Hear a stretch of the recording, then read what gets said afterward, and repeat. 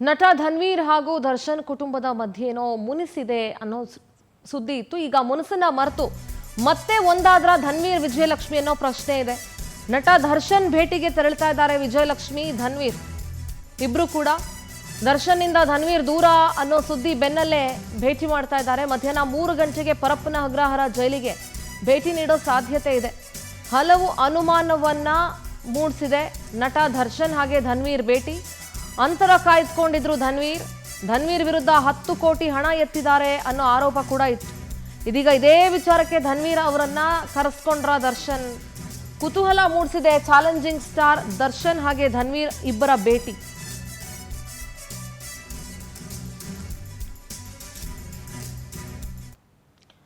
ಮಧ್ಯಾಹ್ನ 3 ಗಂಟೆಗೆ ಧನ್ವೀರ್ ಹಾಗೆ ವಿಜಯಲಕ್ಷ್ಮಿ ಇಬ್ರು ದರ್ಶನ್ ಅವರನ್ನ ಭೇಟಿ ಮಾಡಲಿಕ್ಕೆ ಪರಪ್ಪನ ಅಗ್ರಹಾರಕ್ಕೆ ಹೋಗ್ತಾರೆ ಅನ್ನೋ ಮಾಹಿತಿ ಇದೆ.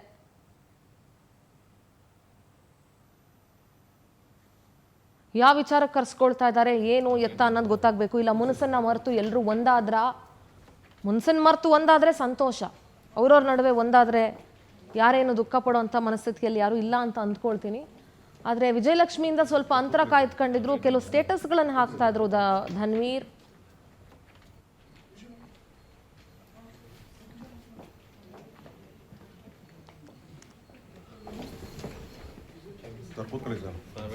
ಫಿಲ್ಮ್ ಬ್ಯೂರೋ ಹೆಡ್ ದೀಪಿಕಾ ದೂರವಾಣಿ ಸಂಪರ್ಕದಲ್ಲಿ ಜಾಯ್ನ್ ಆಗ್ತಾ ಇದ್ದಾರೆ. ದೀಪಿಕಾ, ಧನ್ವೀರ್ ಹಾಗೂ ದರ್ಶನ್ ಕುಟುಂಬದ ನಡುವೆ ಅಂದ್ರೆ ವಿಜಯಲಕ್ಷ್ಮಿ ಹಾಗೂ ಧನ್ವೀರ್ ನಡುವೆ ಏನೋ ಒಂದಷ್ಟು ಮುನಿಸಿದೆ, ಅಂತರ ಕಾಯ್ದುಕೊಂಡಿದ್ರು ಧನ್ವೀರ್. ಈ ಸುದ್ದಿಗಳೆಲ್ಲ ಹರಿದಾಡ್ತಾ ಇತ್ತು.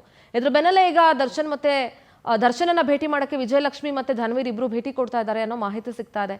ಏನ್ ಅಪ್ಡೇಟ್ಸ್ ಇದೆ ದೀಪಿಕಾ?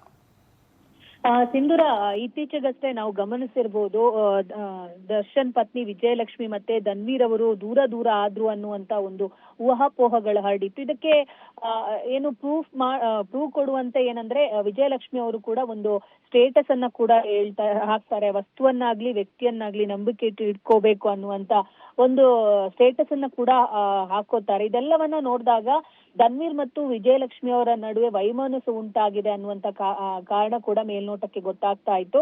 ಇನ್ನು ದರ್ಶನನ್ನ ನೋಡಕ್ಕೆ ಹೋಗುವಂತ ಸಂದರ್ಭದಲ್ಲಿ 1-2 ಬಾರಿ ಧನ್ವೀರ್ ಅವರು ಕೂಡ ಜೊತೆಗೆ ಕಾಣಿಸ್ಕೊಂಡಿರ್ಲಿಲ್ಲ. ಯಾಕಂದ್ರೆ ಈ ಹಿಂದೆ ವಿಜಯಲಕ್ಷ್ಮಿ ಅವರು ದರ್ಶನ ಭೇಟಿಯಾದಂತ ಸಂದರ್ಭದಲ್ಲೆಲ್ಲ ಧನ್ವೀರ್ ಅವರು ಅವರ ಜೊತೆಗೇನೆ ಇರ್ತಾ ಇದ್ರು.